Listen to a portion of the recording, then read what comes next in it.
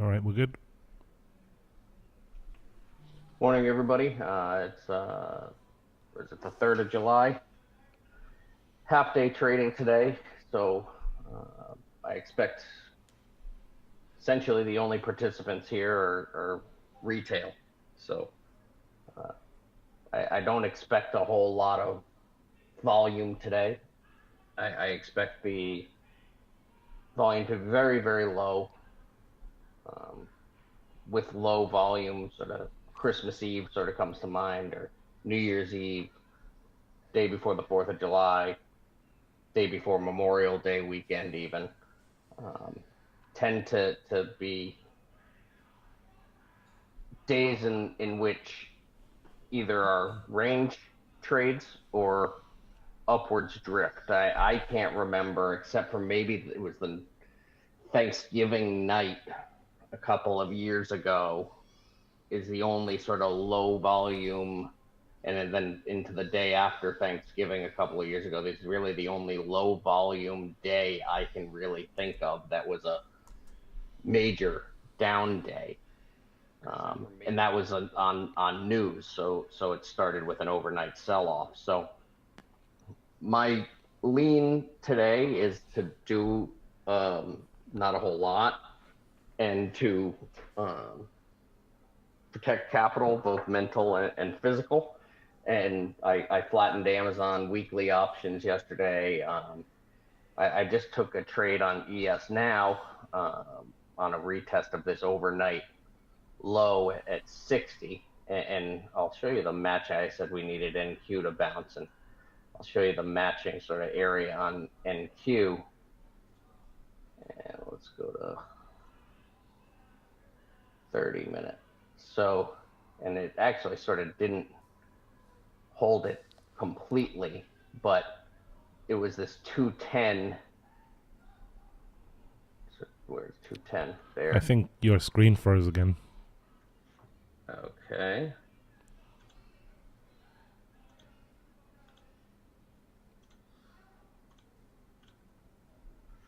You got me? Yep. So it was this 210 area. This was sort of an area that had bounced a couple of times. This is a 30-minute chart. So bounced sort of a couple times here yesterday afternoon, sort of towards the close, and that was sort of repeat support. And so now we came down and retested it. We've held it, but that was the reason behind that ES long here at overnight lows. So that was my thinking, is that we would retest this level and then probably come back into this. I mean, I have the level at 66, 7. Why do I have it at 67? There must be a reason I have it. Sometimes you have to search for why you have levels in certain places. Um, this one actually should probably be adjusted up to here. I would say that 67 sort of invalid now. I mean, I was thinking 65 because that was sort of this big volume area yesterday would be an area if we got back over it, we could go retest this 70, 69. Just like sort of if we want to break these downside support levels, to break these upside levels, and this equates to, I believe, 5510 area on SPX. If we're going to break this, we're going to need sort of a volume spike. So what could we get to give us a volume spike? Now, we could get this. This is sort of one option where Amazon gets over 200 and starts squeezing. Um, this one, turning around and not being such a dog. It seems like NVIDIA has been a source of funds the last couple of weeks. Um, and then you've got Apple that's sitting right under 220 here. So in order to break that overhead of 73, 72, we're going to need some of those participants to cooperate. And I think that on a lower volume day, my gut tells me that's less likely with everything sort of right at overhead resistance. Um, that's my gut. But something I did want to highlight is this. It's a pretty significant breakdown here. Let's go to daily. This is Bitcoin. We broke below the 60 level. Next, we have sort of these two little supports at 58 and a half and then 56. If we're to break those, that could be a leading indicator where you could see some people in the crypto space start blowing up and stopping out. And you could see that trickle over into the market. And I'm thinking maybe next week, or I mean, say it happens today. I mean, that could be a forced selling event where if you see some, and remember, crypto is majority long retail. And if you see a lot of retail stop out here, if we were to get under this, and I don't anticipate, I'm sort of throwing out a what if this were to break down under this 56, 57 area, I could see that bringing some forced selling into the overall market. So there's that scenario is really the only downside scenario that I could really see is if that were to happen and it brought in some retail forced selling. Other than that, I think we're in for a rangy day, and we'll take our points when we can get them, and have a happy 4th of July. Turn it over. Thank you.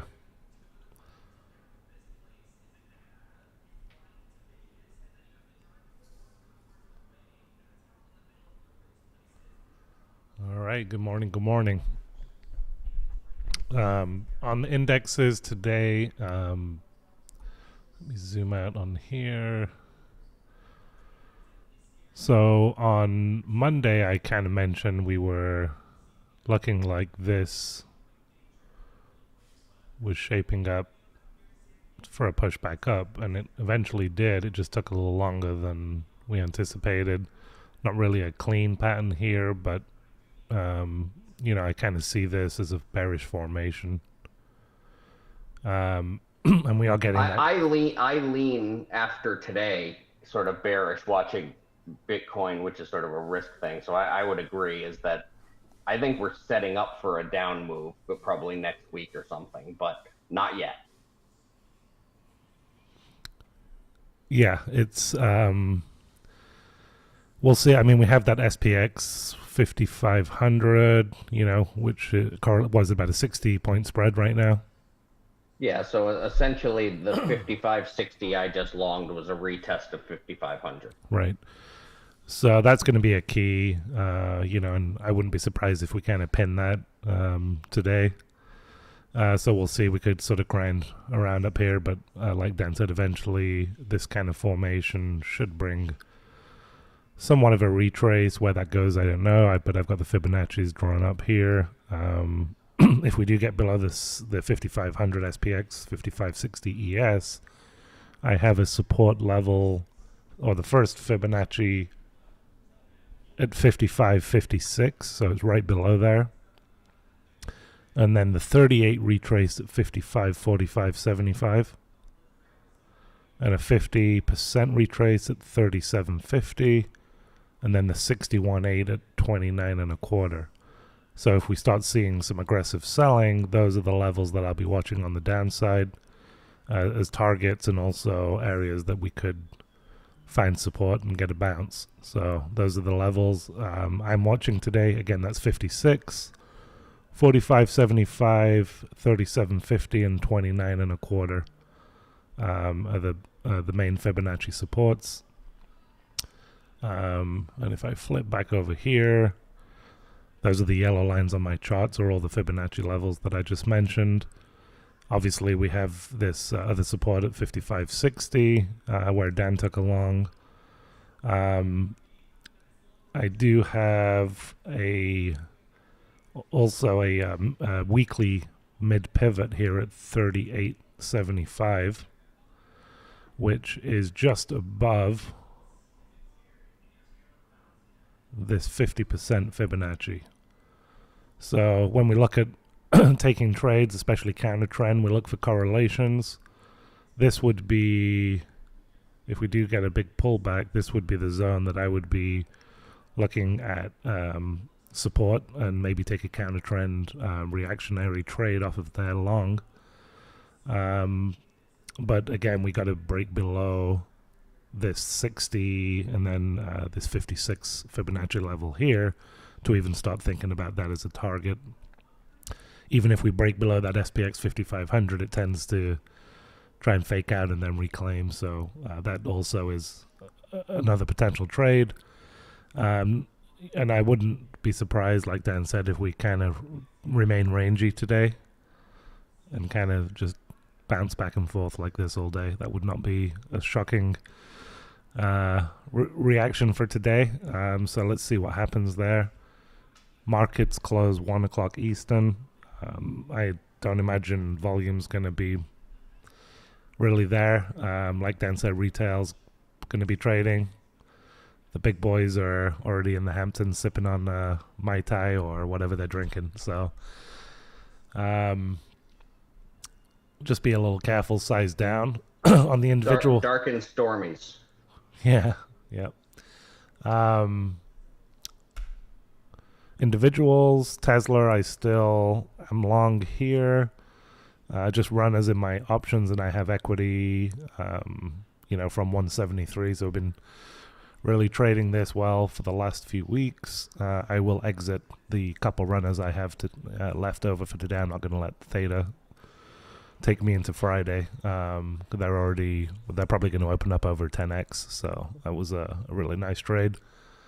Yeah, and I mean, once you get, you're gonna essentially trade at the money. So, I bet you those are trading what are you in the 205? Yeah. Yeah, they're gonna trade around $34. Something maybe $37. Something like that. I don't know. So I think that if you wanted to stay in it, you could roll to like 240s for cheap money and keep a runner. But yeah, I mean, that's probably I'm what with I'll do. you. Yeah, I'm with you where at this point you're trading at cash value of your option.